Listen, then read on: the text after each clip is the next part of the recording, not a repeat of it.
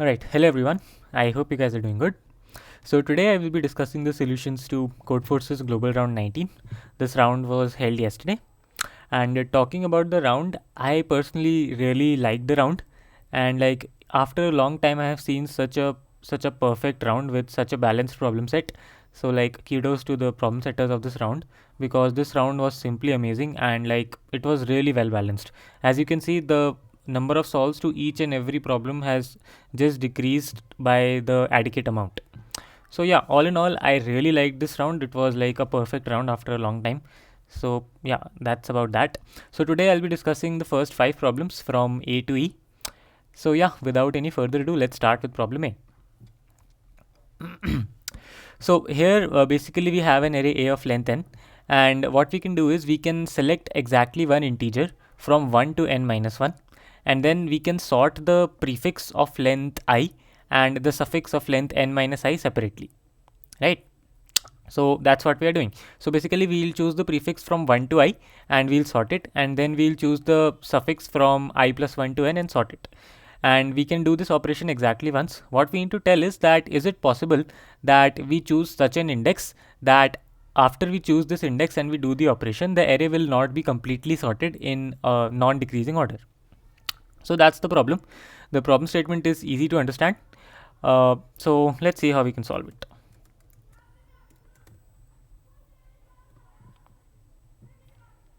So basically what we are doing is we choose an I and sort the array from 1 to I and from I plus 1 to n separately. Now in the problem we have been asked that whether or not there exists an I such that if we choose the particular I, we will get an array which is not completely sorted, right? So if an array is not sorted, basically it contains an inversion, right? So if after an operation at I the array is not sorted,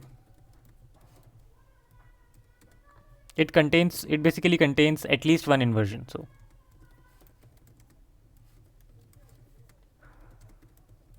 an inversion is nothing but it's a pair of indices I and j such that I is less than j but ai is greater than aj. It's a very standard term in competitive programming, and inversion is something which we need to avoid if we want to have a sorted array. So yeah, if the array is not sorted, basically it has an inversion. But we'll know, also we know for sure that if an array is sorted, it does not contain an inversion. So if our array contains an inversion, then it can't be among these elements and among these elements.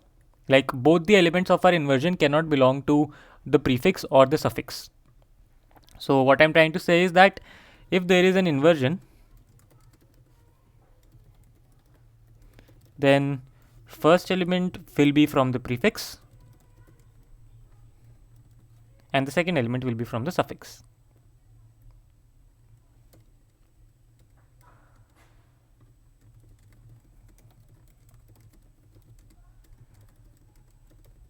Yeah. So if at all there exists an inversion, if there is a possibility of an inversion, then the first element of the inversion will come from the prefix and the second one will come from the suffix. So basically we want a pair I comma j such that ai is greater than aj and I belongs to suffix and j is in prefix. So one thing which we can do here is that we can just iterate on all the possible prefixes and we can find out all the elements I there and all the elements j in the suffix and compare them. And I think that will work as well because n is only up to 10 to the 4 and that method will be O of n square. So I think that's going to work. But a thing which we can notice here which will optimize our solution to O of n is that if we want an I such that a of I is greater than a of j and I is in the prefix and j is in the suffix, what we can do is for each possible prefix, we can calculate the maximum element in that prefix, and for each possible suffix, we calculate the minimum element in that suffix. So if the maximum element is greater than the minimum element, then we have successfully found it. But if the maximum element is still smaller than equal to the minimum element, then obviously there doesn't exist any element in the prefix which is greater than the suffix. So yeah, we can basically just pre-compute prefix maximums and suffix minimums, and then we will iterate for each I, and we will compare prefix maximum of I with suffix minimum of I plus 1. And if prefix maximum of I is greater than the suffix minimum of I plus 1, then basically we are done. Otherwise the answer will just be no. So yeah, this basically completes the solution to problem A. Let's just have a look at the code. The code is pretty simple. First we pre-compute the prefix maximums and the suffix minimums. This is a standard way to do it for all the prefixes and for all the suffixes, and then we just iterate from 1 to n minus 1, and we compare prefix maximum of I with suffix minimum of I plus 1, and if prefix maximum of I is greater, then the answer is going to be yes, because if we choose this I as our operation and do the operation there, then we will get an inversion in the resulting array. So that is it. That completes the solution to problem A. Moving on, let's now talk about the next problem. Okay, so this one is an interesting problem. There was just a simple observation needed to solve it, but I think it was very perfect for its position. So let's see. So we have been defined with something. So there let there be an array of size k, b1, b2 up till bk. Then if we partition this array into segments, like we partition the entire array into some contiguous c number of segments, then the value of the particular segment, then the value of the particular partitioning of the array is going to be c plus the summation of the MEX of all the segments. So yeah, we divide the array into c segments, so the value contains c, and for all the segments we take them and we take their MEXs and we add them. So yeah, that is what the value of a segment is.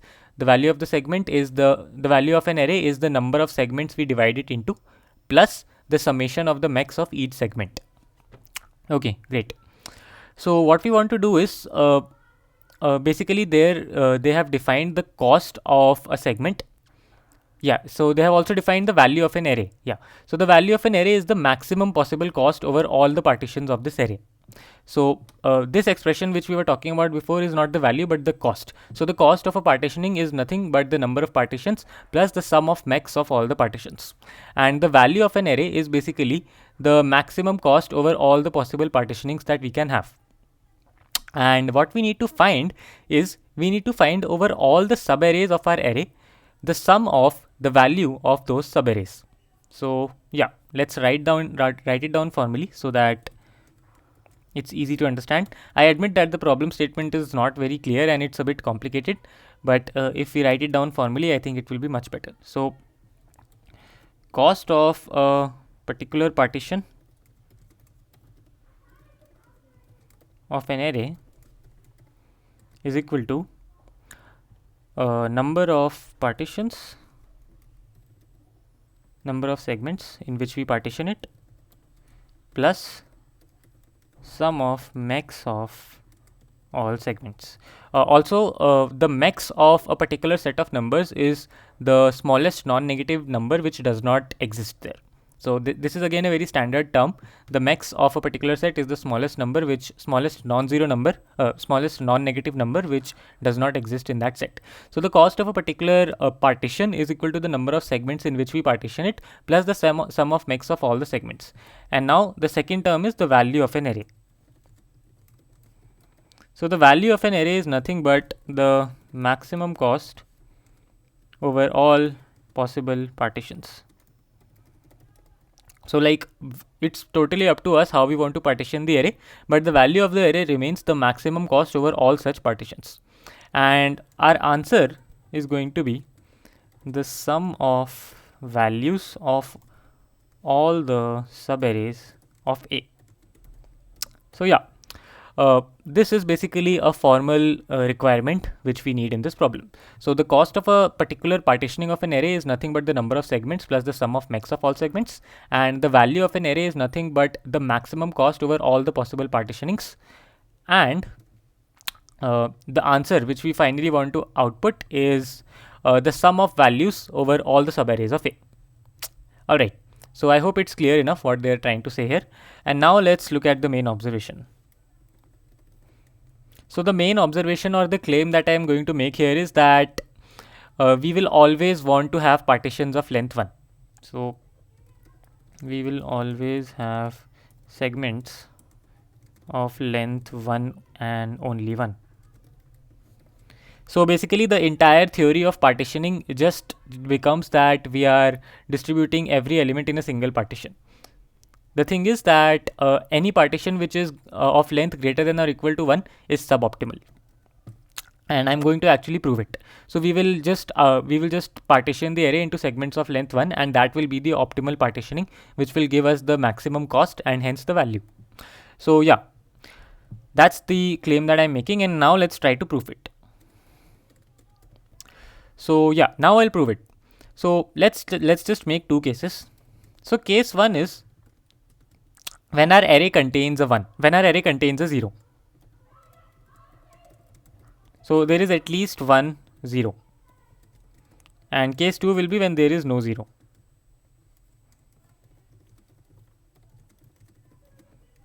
Okay, so now let's first look at case 2 and then we'll look at case 1. Again, let me just repeat what I'm trying to do here. I'm proving that for any array, if we want to find its value, that is the maximum cost of partitioning, we should just partition the array of size k into k segments, each of length 1. Okay. So yeah, let's just assume that we have an array A of length 1, of length k, starting from 1 to k. So this is the array that we have, and there is no 0 present anywhere. So okay, that's good. So let's just say that the length of the array is 1. So what we do is that we will first try to partition it into k segments, and then what we'll do is that we'll prove that partitioning it into n segments of length 1 is always better. Okay, so that's what we are going to do. So we partition into k segments. So the answer for that is going to be k, which is the number of segment, plus MEX of segment 1 plus MEX of segment 2, and so on, right? And obviously k will be strictly less than n. So k will be strictly less than n, because if k is equal to n, then that just means that we are partitioning into segments of length 1. So that is not happening right now. I'm just proving that if we don't do that, then the answer is just going to be suboptimal. So yeah, if we partition it into k segments, then the answer is going to be k, which is the number of segments, plus the MEX of the first segment, MEX of the second segment, and so on. But we have assumed that the array does not contain any 0, and so no segment contains any 0. So if there is no 0, then the MEX automatically becomes 0 for all the segments, and so the answer is just going to be k. Alright. And now if we partition it into segments of size 1, then we basically partition it into n segments of size 1 each, right? So then what happens is that the number of segments becomes n, and then we have MEX of seg 1 plus MEX of seg 2 up till MEX of seg n. But then again there is no 0, so all these MEX values just become 0, and so the answer becomes n. And since n is greater than k, it is better. So it is basically proved. It is basically proved that we just need to partition the array into segments of size 1. Alright. So far so good. We have taken care of the case when there is no 0. But what if the array contains a 0? Let's see what happens then. So again, first we try to partition it into k subsegments, and let's see what happens then. Okay. So we have, if we partition it into k subsegments, where k is obviously less than n. So then let's see what happens. Again, the answer is going to be k plus MEX of seg 1 plus MEX of seg 2, and so on. Okay. And now, but the thing which is different here is that now the array can contain zeros. Okay, and what happens is that let's look at each segment separately. Instead of looking at the final answer for the sum of all the segments, let's just look at each segment separately here. So let's look at each segment separately. So what I'm trying to say is that if you look at any segment whose length is not equal to 1 and is greater than 1, then it will be better to bring down its length to 1. So we have a segment of length L. Okay, so now we have a segment of length L, and so the answer for that particular segment is going to be 1 because it's one segment, so the number of segments is 1 plus the MEX of the segment. And since the length of the segment is 1, the maximum possible MEX that it may have is obviously equal to L, because if its length is L, it can at max contain all the numbers from 0 to L minus 1. So the maximum possible value of the MEX is just L, and so the maximum answer that we can get here is L. Okay, great. So now what we do is that we try to break this segment down into segments of length 1 each. So let's see what happens then. So if we break it into L segments of length 1 each, here also I am assuming that in this segment there is at least one 0, obviously, because if there is no 0, then we are back to case 2 where we have already proved that we should be partitioning the array into segments of length 1. So if I am looking at a segment of length L, then I am making sure that that particular segment has at least one 0. So if you break it into L segments of length 1 each, then obviously we have L segments, so the answer is L at least plus the sum of MEXs, right? So we have MEX of S1 plus MEX of S2 and so on. But the good thing to notice here is that all the numbers, all the sets S1, S2 are just one number because we are breaking it into L segments of length 1 each. So this is just one number. But what we also know is that there is at least one 0. And for 0, the value of MEX will be 1. So the minimum value of this expression is again L plus 1. So the minimum value of this expression is L plus 1. So what I have just proved is that if I break down this segment of length L into some segments of length 1, L segments of length 1, then the previous maximum value becomes the new minimum value, and so the answer does not decrease at all. In the best case it increases, and in the worst case it remains the same. And so I have just proved that if we have a segment of length L, then it is better to just break it down into a segment of length into L segments of length 1 each, right? So basically this completes the proof, and now the problem becomes very trivial. So we will just partition the segments into all the n segments of length 1, and we will do this for all the subarrays. And so what we get is that for any subarray, we will just partition every element into a particular segment, and if the length of a subarray is L, then we get L as our answer straight away. But if there is a 0, then it adds 1 to the answer as well. So for any subarray, the answer is basically the length of the subarray plus the number of zeros. So for any subarray, the answer is its length plus number of zeros in it. Why? Because every 0 contributes a MEX of 1 and every non-zero contributes a MEX of 0, and the length will obviously be in the answer. So we can just iterate on all the subarrays and take the number of zeros in every subarray plus the length, and that will be the answer for the subarray. And this computation can be done trivially in O of n cube time, and since the constraints are small, that is good enough. So yeah, this completes the entire solution. Let's just have a look at the code. So what we do is simple. We just iterate on all the subarrays, and this solve function calculates the answer for the subarray. Like it's nothing special. It's just the length of the subarray plus the number of zeros. And if we do this for all the subarrays, we get our final answer. So yeah, this completes the solution to problem B. Now let's move on to the next problem, problem C. Okay, another interesting problem. So let's see what's happening here. So we have n piles of stones, and the ith pile contains ai stones, and we want to make the table clean. And so what we want to do is we want to put every stone in either the first pile or the nth pile. So we want to clear all the piles from the second to the n minus 1th pile. And to do that, what we can do is we can choose 3 indices I, j, k such that I is less than j is less than k. And then what we'll do is that we will choose the jth pile and we will take 2 stones out of it, and the one stone that we took out from the jth pile, we'll put it in the ith pile and the other stone in the kth pile. So basically, if we have an array A, we are just decreasing A of j by 2 and we are increasing A of I by 1 and A of k by 1. And so the sum of all the stones basically remains constant. And our final goal is to shift all the stones into the first and the nth pile and clear everything in between. And what we need to tell is we need to tell the minimum number of operations, and if it's impossible, we need to output -1. So yeah, that's the problem, pretty easy to understand. Now let's see how we can solve it.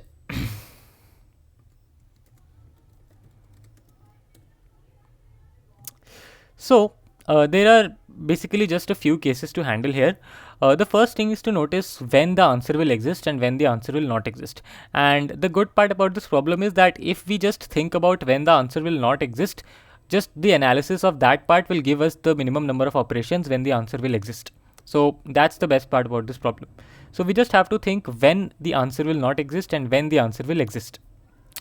So let's look at a few cases. First, let's start with a few obvious cases in which the answer will not exist. So the first case is that all elements from A2 to an-1 are 1 each. Okay, before diving down into the case, one other thing to notice here is that the elements A1 and AN are basically useless to us. Why? Because we will never decrease them, we will only increase them, and like it's obviously not possible to decrease them because we want indices I, j, k such that there exists an I which is less than j and there exists a k which is greater than j. So a particular value of I, j, k will not exist if your j is equal to 1 or if your j is equal to n. So that makes it clear that we will never decrease them, so we will always increase them, and so they are basically just like irrelevant for us, so we can ignore them.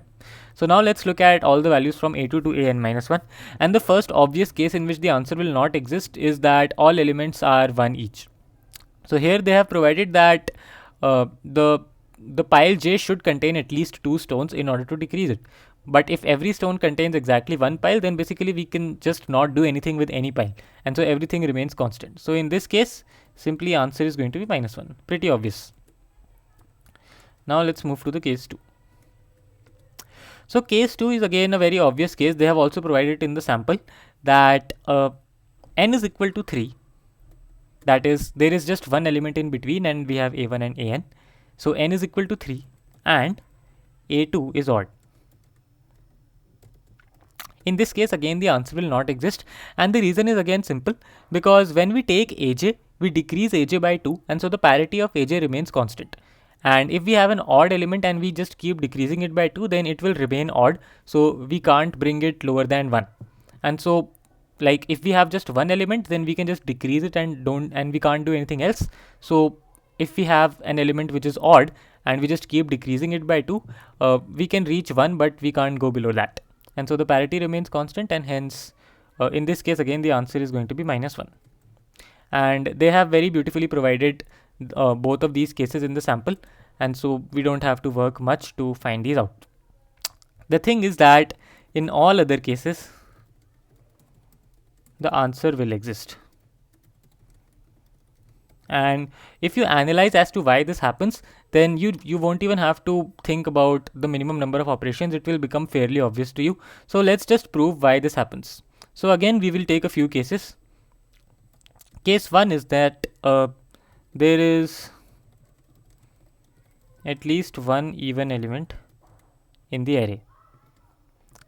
Like, by array I mean in 2 to n-1. And case 2 is that all elements in 2 to n-1 are odd. So yeah, these are the two cases we have to think about. So case 1 is again not very difficult to think about. What we'll do is that we will choose this even element and we will take out 2 stones from it. And now we will choose an index I which is to the left of j, and we will choose an index k which is to the right of j, and we will give one stone each to them. So what happens is that if there is an odd element, our basic goal is to convert every odd element into an even element, because once we have an even element, we can just keep decreasing it by 2 and putting the stones in the stone 1 to the left and the stone n to the right, and it will do our job. So our main goal is to just convert all the odds to evens once, and once we have everything which is even, we can just do it in n by 2 operations for every stone, like ai by 2 operations for every I, but the condition is that ai should be even. So yeah, if we have an odd element, our goal is to convert it into an even element. So what we do is that if we have an even element, we can convert, so let's say the index is I, the index of the even element, let's say it's j. So we can convert any I less than j, which is odd, to even. Why? Because we will just give one stone. We will choose the index I and we will give one stone to it, and if we will give one stone to an odd number, then it will become even. And similarly, we can convert any k greater than j to even, which is odd, to even, right? So this is something that we can do if we have an even number.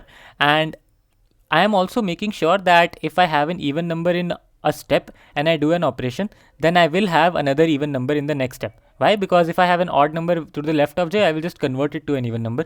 Similarly, if I have an odd number to the right of j, I will convert it to an even number. So I'm making sure that in the next operation, I have at least one even number available to me. So by doing this again and again, I can make sure that there will be a situation where everything will be even, and then I can just remove everything one by one, and ai by 2 operations will be required for every I, right? So that is one thing. So in this case, we can do this repeatedly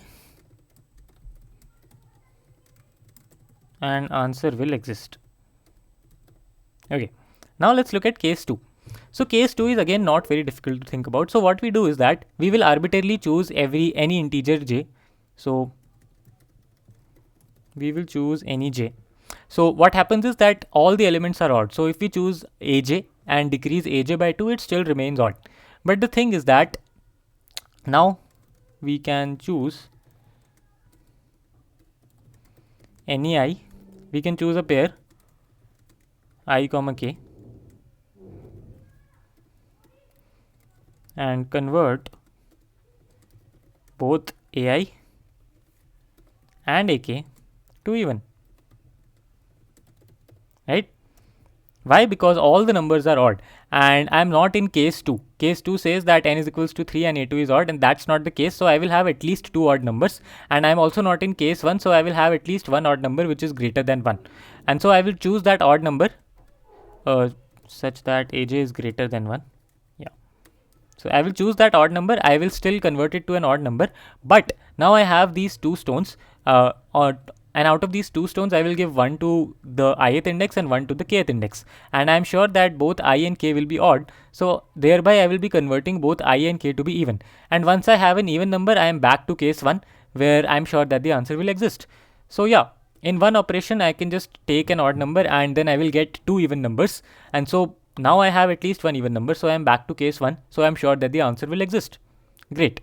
So now I have made sure that if I'm not in the first two cases, then the answer is surely going to exist. And it's now not very difficult to see why the answer what will be the minimum number of operations. So let's see what happens then. So what happens is that for any odd number, we are converting it to even exactly once, right? So like that is, we are doing ai is equals to ai plus 1 exactly once. Once it is even, then we will just choose it and keep decreasing it, right? So for any even number, we are just decreasing it by 2 every time. So for any even number, we always decrease it by 2. And also for any odd number, we are doing this operation ai is equals to ai plus 1 exactly once, and then we are just removing 2 at a time, because now it's an even number. So now we will just remove it 2 at a time and we will get 0.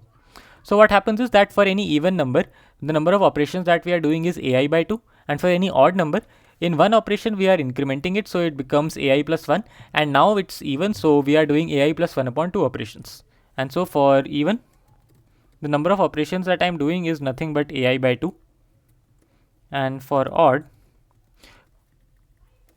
what I'm doing is I'm just taking some operation, and I am in that operation doing ai is equals to ai plus 1, but that operation won't be counted because that operation is obviously reducing some other number, and now I have ai plus 1, so now I'm doing ai plus 1 upon 2 operations, right? So this is basically it. For any even number I'll do ai by 2 operations, and for any odd number I will do ai plus 1 upon 2 operations, and this just means that for every number I am doing ai plus 1 upon 2 operations, because for ai is equal to even, ai by 2 is equal to ai plus 1 upon 2.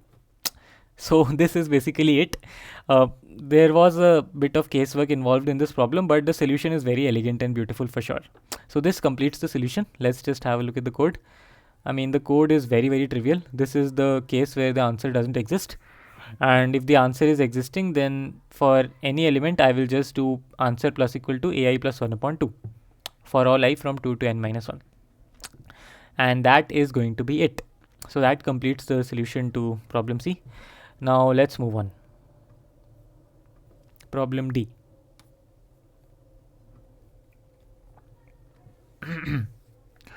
Again, this problem was like very, very beautiful, and like it was just amazing. So let's see what this problem is. So we have two arrays a and b, both of length n, and what we can do is we can perform this operation. That is, for any index I, we can swap ai and bi any number of times that we want. And we have a cost function, and the cost of an array a is, for all pairs we want to find ai plus aj whole square, and we need to sum it. So we need to find the sum over all pairs of ai plus aj whole square such that I is less than j. And similarly, the cost of b is the same, I is less than j, bi plus bj whole square. And our final task is to minimize the sum of cost of the two arrays, and we are allowed to do this swap operation any number of times that we want. A key thing to notice here is that again the constraints are pretty small. Not just n is small, but both ai and bi are also small. So that somewhat hints us towards a dynamic programming approach. But before applying DP, there has to be a lot of simplification that needs to be done. So let's see how we can simplify everything.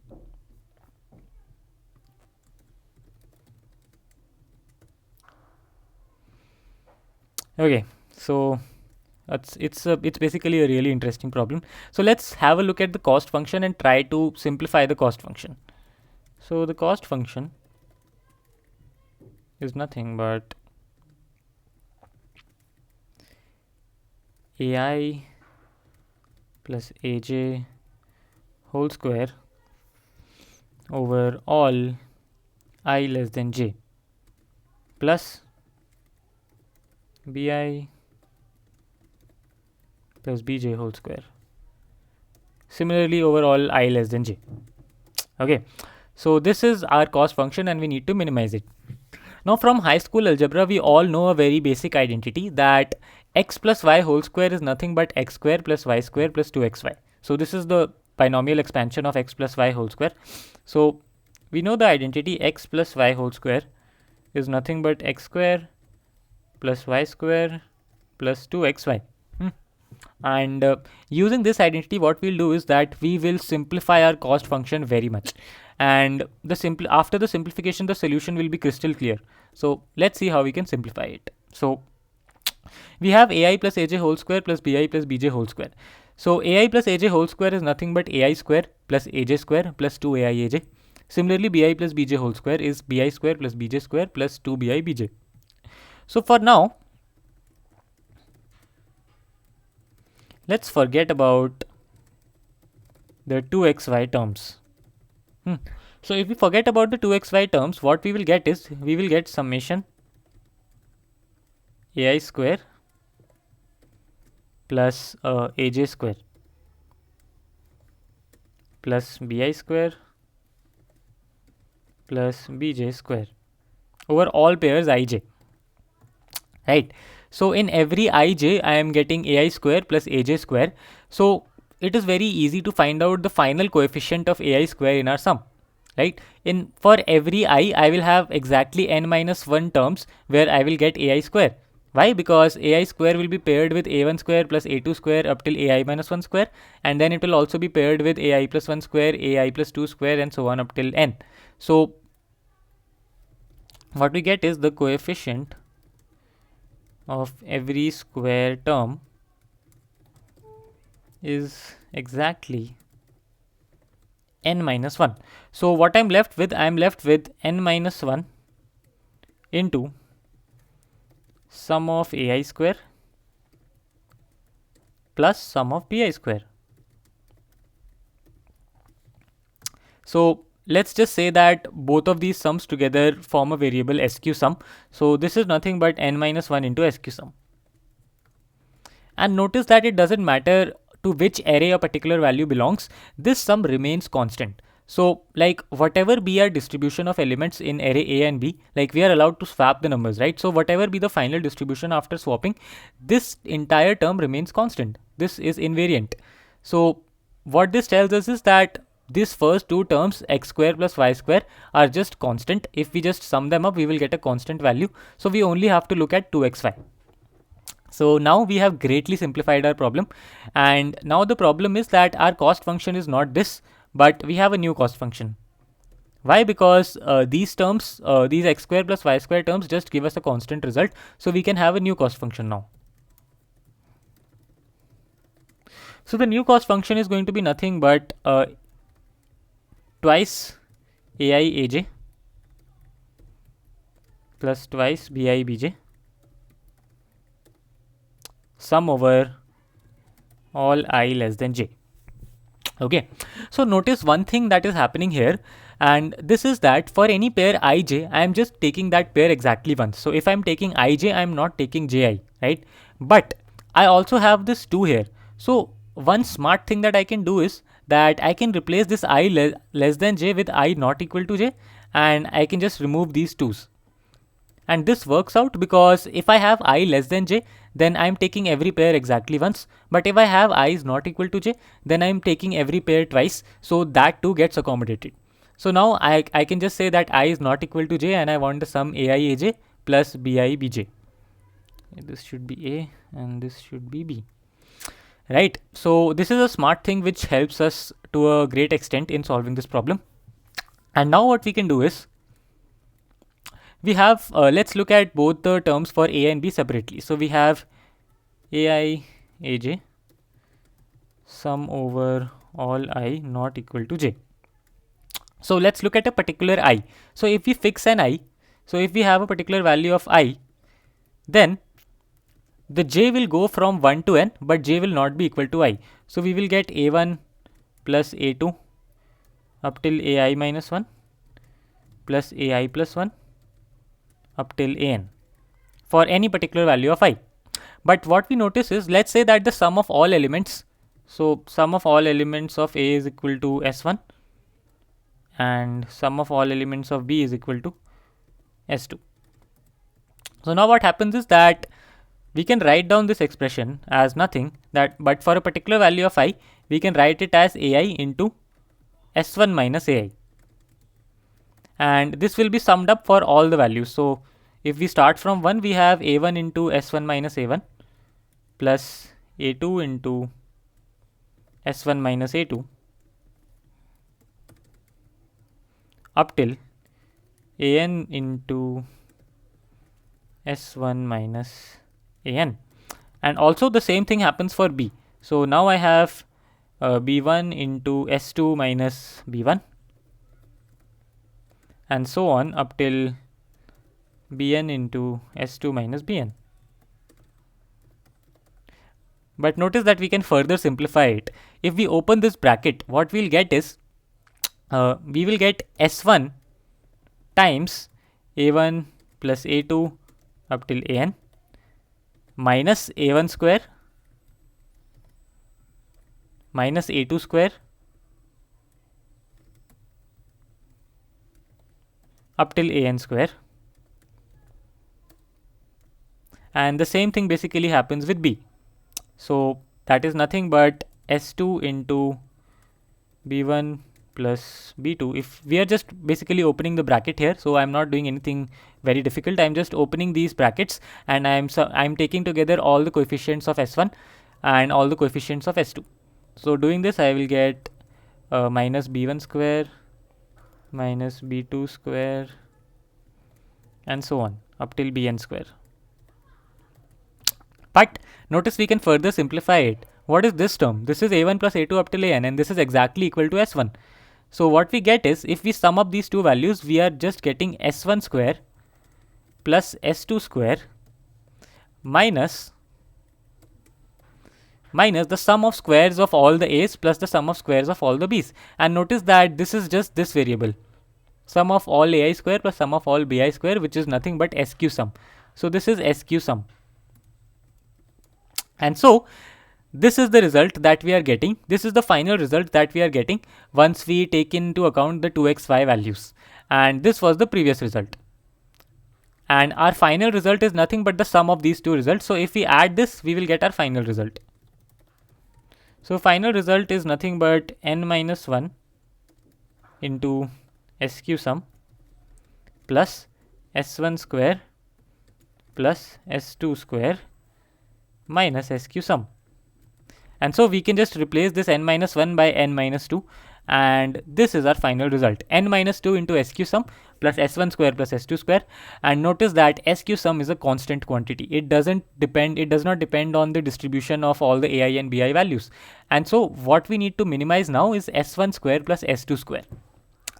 And after doing this hell lot of math and a hell lot of simplification, now we are finally ready to a stage where we can finally apply the dynamic programming. So notice the constraints here. All the values of ai are up to 100 and n is also up to 100. So the maximum value of s1 is nothing but 10 to the 4. And this is the first observation. And the second observation is that the value s1 plus s2 is a constant. So the value s1 plus s2 is equals to constant. Pretty obvious. I have all the values. I can either distribute a value to a or b, but the sum of values still remains ai plus bi. And so s1 plus x2 is a constant, and which is sum of all ais and bi's. So this is a constant. So if we have a particular value of s1, I can immediately find out the value of s2 from it. So the thing is, I don't have to include s2 in the state of my dynamic programming at all. So now what I can do is that I will try to find out every possible value of s1 using dynamic programming. And once I have a value of s1, I will automatically have the value of s2, which is sum of all elements minus s1. And then I will just take the values which minimize s1 square plus s2 square. And that will be it. Okay. Sorry, here. Yeah. So I will have all the possible combinations of s1 and s2, and then I will just take that particular combination which will minimize me. And so the dp state is not very difficult. It's nothing but a normal knapsack. I will have dpij as whether we can get a sum of j using the first I terms. And that's it. This is just a very standard knapsack dp. I don't think I even need to describe it. So dpij will be true if either dpi minus 1. So let's just describe the transitions. So in the ith location, I can either keep ai or bi in my array a, right? So if I minus 1 j minus ai is true, or dpi minus 1 j minus bi is true. So if either of these two values are true, then dpij will be true. So this basically describes the transitions as well for me. So yeah, this now completes the entire solution. We can simplify the cost function, and we'll notice that the final value only depends on s1 square plus s2 square. So we will use dynamic programming to find out all the values of s1. And if for a particular value of s1, I immediately know the value of s2. So I will choose that pair of s1, s2, which will minimize s1 square plus s2 square. And I'll find the answer as n minus 2 into sum of squares plus s1 square plus s2 square. So that's it. Let's just have a quick look at the code. Okay, so this is the code. First, you create a 2D DP array. I have this memory optimized implementation The thing is that dpij only depends on dpi minus 1 and something, so we can optimize this memory. So this is just a memory optimization, you can probably forget about it. So I am just doing a knapsack dp, and I am trying to find out whether dpij is possible or not. And once I do that, I will iterate for all the values of s1, and if I find out that dpn and I is true, then I can basically get s1 is equal to I. So s2 just becomes sum minus I, where sum is nothing but the sum of all the ai's and bi's. And if the value of s1 square plus s2 square is minimum, then I will update my minimum value. And now I finally have my minimum value, so then I will just find this variable sq sum by ai square plus bi square over all I, and the final answer is going to be n minus 2 into sq sum plus the minimum value of s1 square plus s2 square. Okay, so this is the entire solution. I hope this problem was interesting to everyone, as interesting it was to me. So yeah, this completes the solution to problem D. So now let's move on to problem E, which will be the last problem that we'll be discussing today.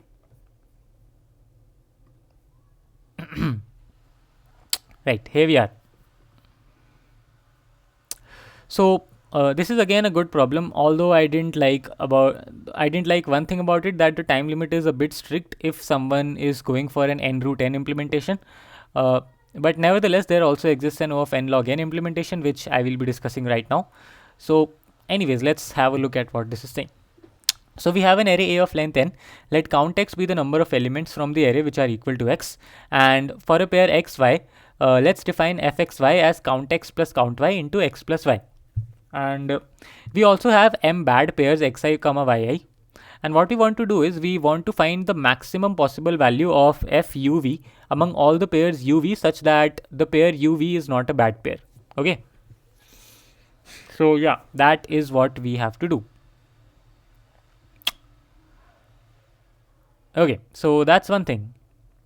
Also, they have also noticed that this is like a bidirectional representation, that if a pair x comma y is bad, then automatically the pair y comma x is also bad. They have mentioned it somewhere that if the pair so if the pair u comma v is bad, then the pair v comma u is also bad. And this is something which is given to us, but let's now have a look at the constraints. So n is up to 3 into 10 to the 5, and m is also up to 3 into 10 to the 5. So the number of bad pairs is also up to 3 into 10 to the 5. And now we have an array A, and then we have all the bad pairs. We have xi and yi, and xi is always less than yi, and these values represent bad pairs. Okay. Right, so we have to find out a pair u comma v which is not bad and which maximizes the value of fuv. That's it, that's the problem. I hope the statement is clear enough. Let's try to solve it. I will try to keep the explanation for this problem short, and I will try to focus more on my code here, because the main thing here is to convince yourself of the time complexity. But nevertheless, there is one important observation behind which the entire problem revolves. So let's look at the observation. So so the main observation, or let's write it as a fact. So if we have some values, if we have k values, let's say, such that val1 k distinct values, val1 plus val2 up till val k is equal to n, then k is big O of square root of n. So this is the most important observation, or maybe a fact, which is used to solve this problem. Actually, it's a well-known thing in competitive programming. There have been a lot of problems which have used this fact. So the fact is that if I have some k values, where k distinct values, such that val1 plus val2 up till val k is equal to n, then the maximum number of these distinct values can be up till O of square root of n. So this fact can be applied to the counts. So we already know that count of x plus, so let's say count of x1 plus count of x2 up till count of xk is equal to n. Actually, not count, but let's denote it as hash count. So what this hash count denotes is this hash count of I is nothing but the number of elements which have count equal to I. So hash count of I is equal to number of elements which have count is equal to I. So what I'm trying to say is that hash count of x1 plus hash count of x2 up till hash count of xk equal to n. Why? Because the total number of elements is n. So the sum of all the counts is obviously going to be n. But since the sum is equal to n, the total number of distinct counts that I will have is of the order of square root of n. So what that means is that the number of distinct values x such that count of any number, count of ai is equal to x, will be O of square root of n. And this ai, in this ai I can go from 1 to n for any I basically. Yeah. So the number of distinct values of x such that the count of any number in the array is exactly equal to x is O of square root of n. So this is the most crucial observation that I have.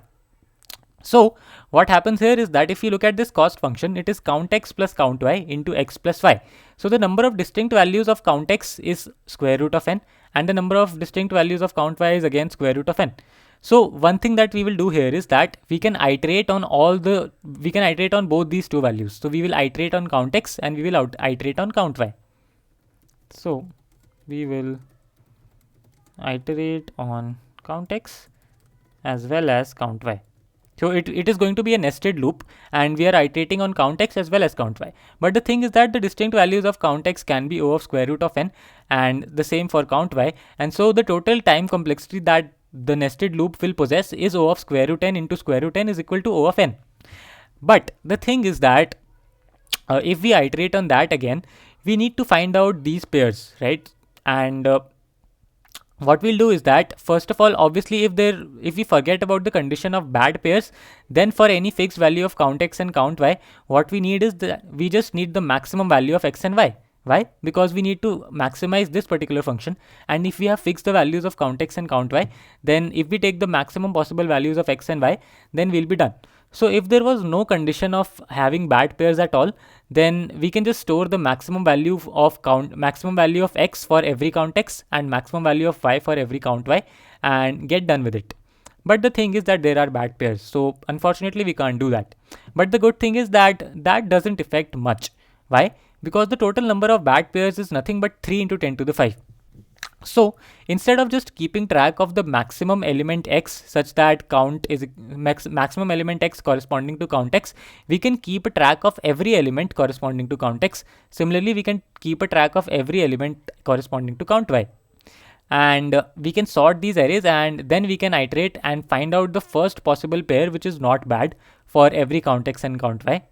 And that will not TLE. Why? Because the total number of bad pairs is just O of m. And so we will find a bad pair at max m times, and that will contribute 3 into 10 to the 5 operations, which is not very big. So yeah, that's the main kind of outline of the solution. I totally agree that it's difficult to understand like this. So let's just have a look at the code and let's try to convince ourselves that the solution is actually not big O of n square. It's just O of n into log of something because of finding the bad pairs. So let's see. So let's see in detail what's going on here. So we have this count vector, which is just a map from long to long, and then we have this vector of pairs which stores all the bad pairs, and then we have this vector distinct which contains all the distinct values of counts. Okay, so now I am reading in the input, I am incrementing the count, and in this adj array what I am storing is that adji stores the list of all x such that count of x is equal to I, and this will help us when we will iterate and try to find out the maximum x and y. So yeah, so first of all we iterate on our entire map and we push back into our distinct vector the count of every element. And also in ADJ of x dot second, we push back x dot first. Why? Because the count value is x dot second and the element is x dot first. And then we will remove all the duplicates from the distinct, and we will make sure that the distinct vector contains only O of root n values, that too in sorted order. Okay, so this is just a piece of line from C++ STL which can be used to remove any duplicates from a sorted array or a vector.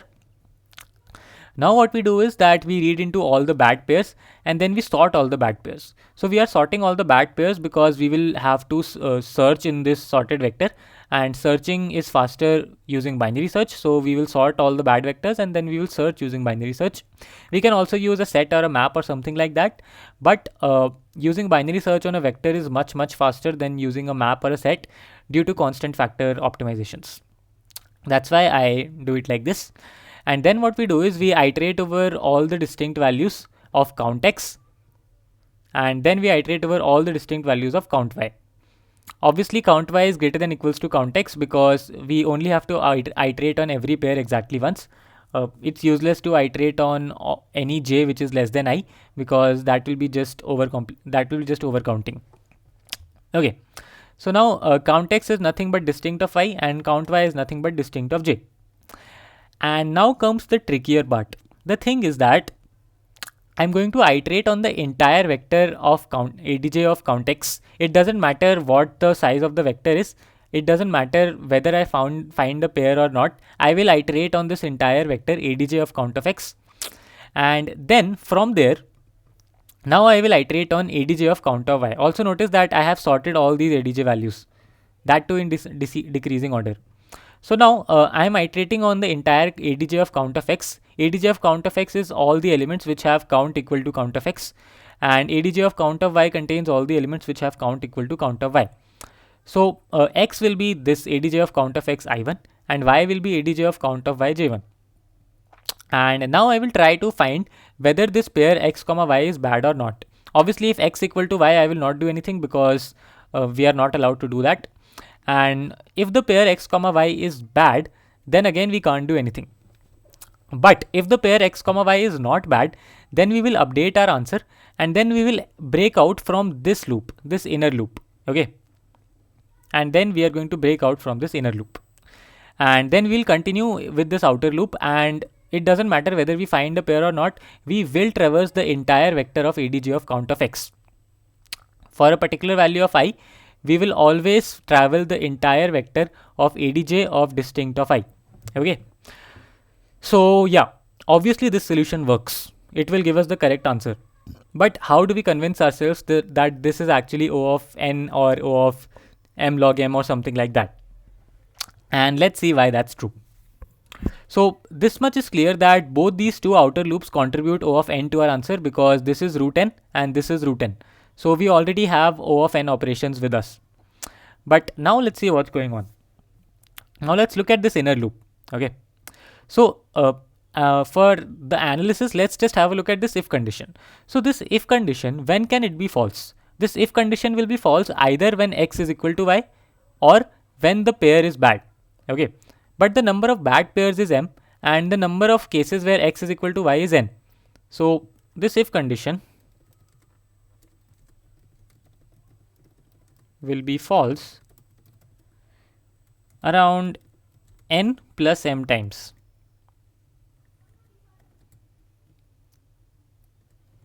Why? Because x is equal to y will be true exactly n times, and this condition of the pair being bad will be true exactly m times, because simply we have m bad pairs.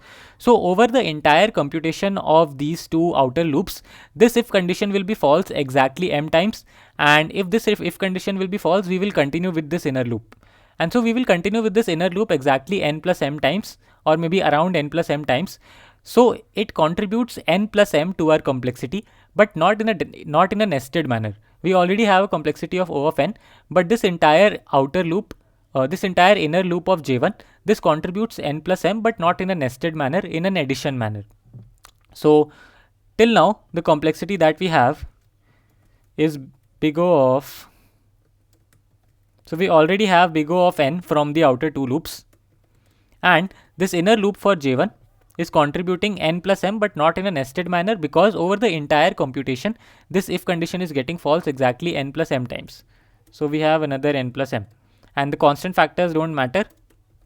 So I will just remove this. But notice that we are also using binary search here. So this contributes log m. So let's just add log m. So we had n plus m, and every time we will also do a binary search which will contribute a log m. So now we have n for the outer two loops and n plus m log m for this inner loop, but not in a nested manner. Similarly, let's look at this outer loop. Now, it doesn't matter whatever is happening inside in this J1 loop. This I1 loop is going on for the entirety of this ADJ of count x. Okay. But over the entire computation, it will go over all the values of ADJ of count x for all the possible distinct values of counts.